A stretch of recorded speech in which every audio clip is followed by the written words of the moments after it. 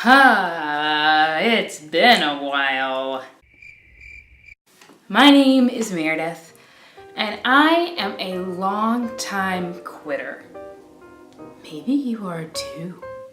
Like, maybe you tried new things constantly as a kid, or you weren't always focused on like one thing. You had to like hop from project to project to project to project.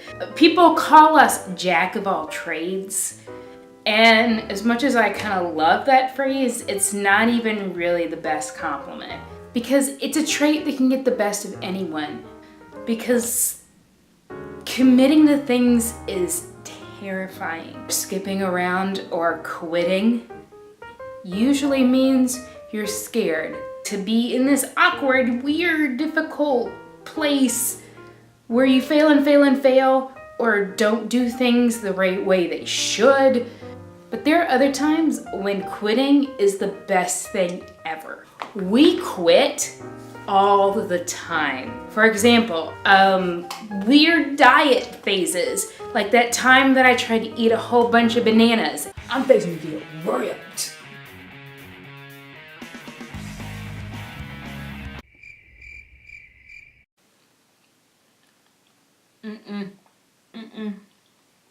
I'm done. I can't do this. But you know, quitting happens if it's unsustainable. No one would blame you if you quit that really funky diet plan with the bananas. You would just move on with life and not even think about the fact that you actually quit something. Things get a little more tricky when you're dealing with relationships or new ventures or your art. It's not always clear cut when you should quit or when you really should stick it out, even if it's difficult. You got to know when to hold on. I'm a professional.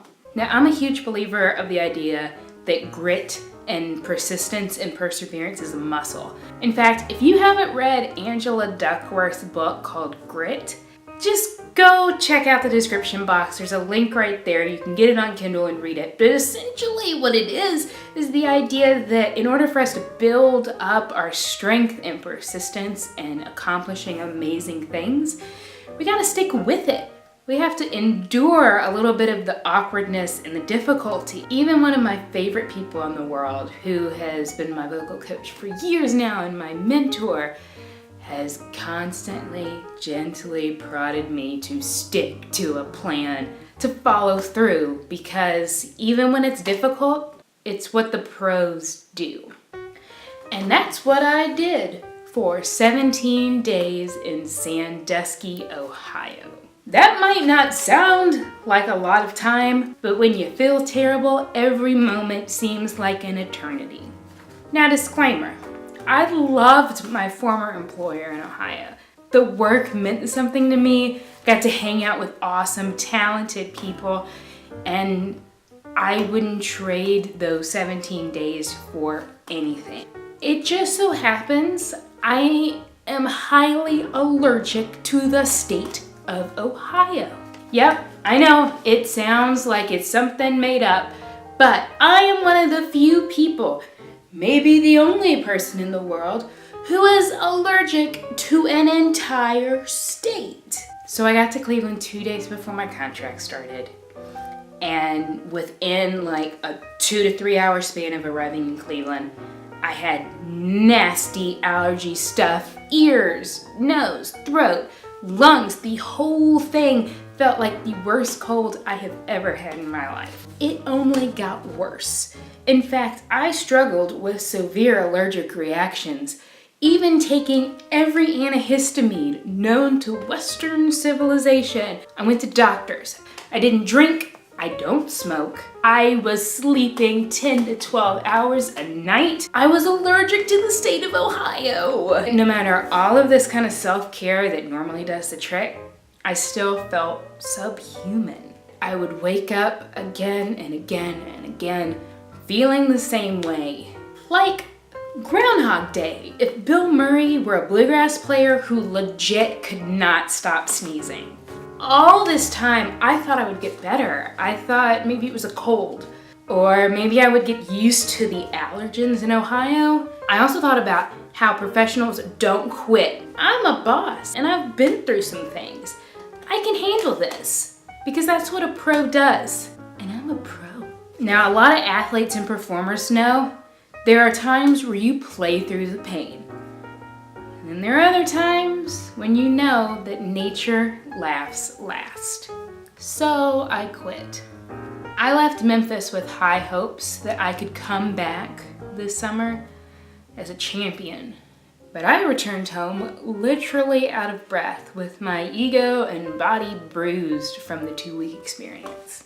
There's always a risk to admit that you failed. The sunken investment concept, where you keep putting energy into something that's not going to work, but you've already put so much energy into it that you just have to keep trying it, that applies across the board. But to live another day and make room for other opportunities, or just to reclaim your own happiness, that's when quitting is the best thing you can possibly do.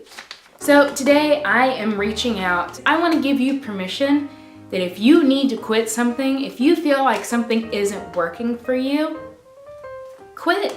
You can be proud and be a quitter. Maybe your big business or side hustle didn't necessarily work out like you thought it did. Maybe this relationship that you've been putting so much energy into is not getting any better. Just quit. Now, I do want to say I am not a success story from quitting. I don't really have a solid plan or a structure because I kind of planned my life around having this awesome job. But my voice is back. Like, I'm excited to breathe again. 10 out of 10 would recommend. More importantly, I'm starting to dream again. Not the sleep dream, because I don't do that. I know, I'm weird. I'm talking about those dreams where you think it's a really cool idea to write a script or to write a song. Like the real life reality dreams. I'm starting to do that again. And that shows me that I'm getting better, that I'm moving on and embracing the opportunities of the unknown. So what are you holding on to that you need to quit? It's time to be a quitter for things that really are draining you of your life. Write down in the comments or post them on Facebook, because I want to have the discussion. Like, this hasn't been an easy process for me, and if you've ever quit anything in your life, it's not an easy process for you. Let's share tips and tricks. Maybe you quit something when you should have stuck to it. Done that, aka YouTube videos. But I'm getting back to it, guys. I don't care if you like them or not. Let's all be quitters together. I love being a quitter. It's great. Subscribe if you like this video. See you guys next time. Take care and bye, y'all. I'm sorry, Ohio. Ooh, I am for real. Never meant to cough and sneeze and cry. I apologize 1,000,000 times, but that's copyrighted. I'm gonna get sued. Haha, joke's on you. I ain't got no money.